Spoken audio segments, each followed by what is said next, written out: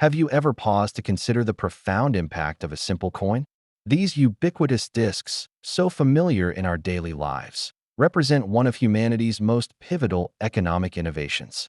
Today, we embark on a historical and analytical journey to uncover precisely when and why coins were invented, transforming commerce forever.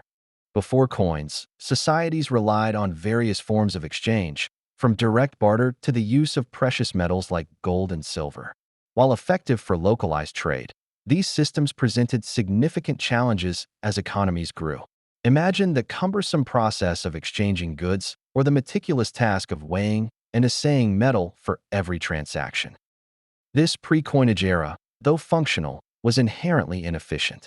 Each exchange demanded time, specialized tools, and a shared understanding of value, creating considerable transaction costs.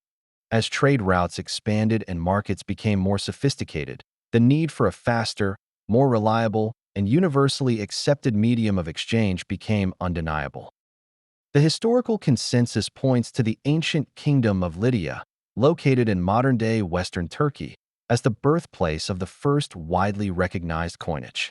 Around the 7th century BCE, Lydian artisans began minting small, bean-shaped pieces from electrum, a naturally occurring alloy of gold and silver.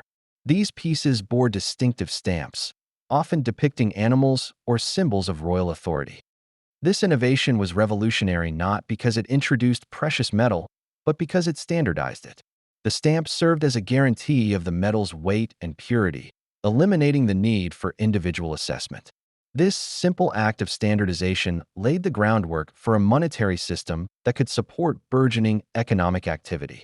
The adoption of coinage offered immediate and profound benefits, addressing the inefficiencies of earlier systems head-on.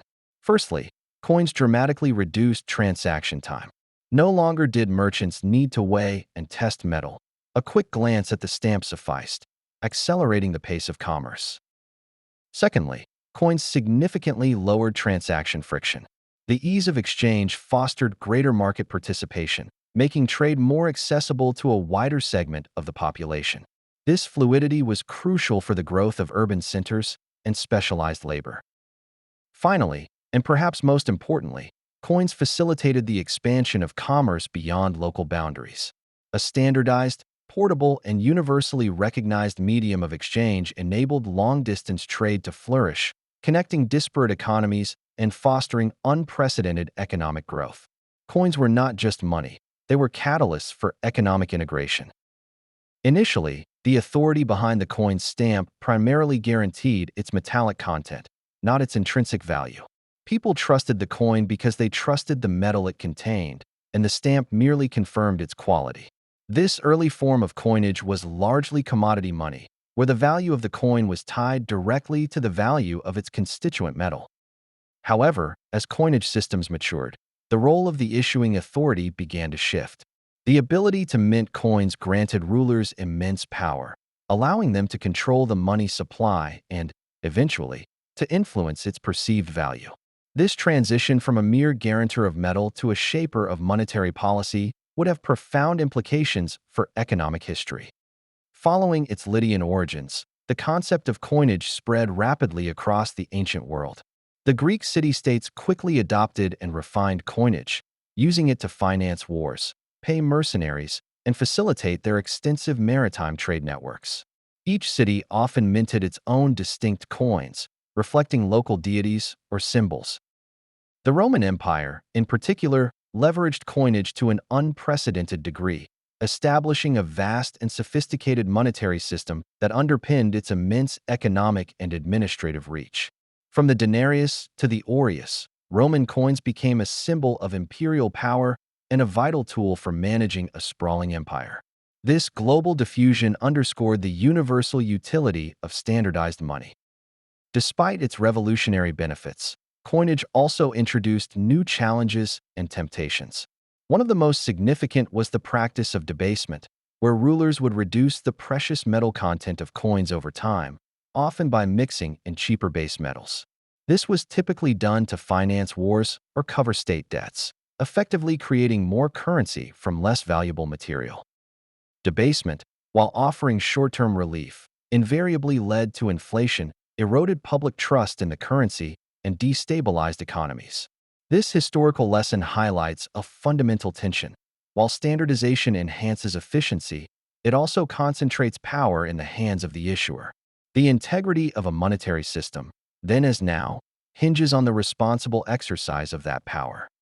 The invention of coins was not merely a technological advancement.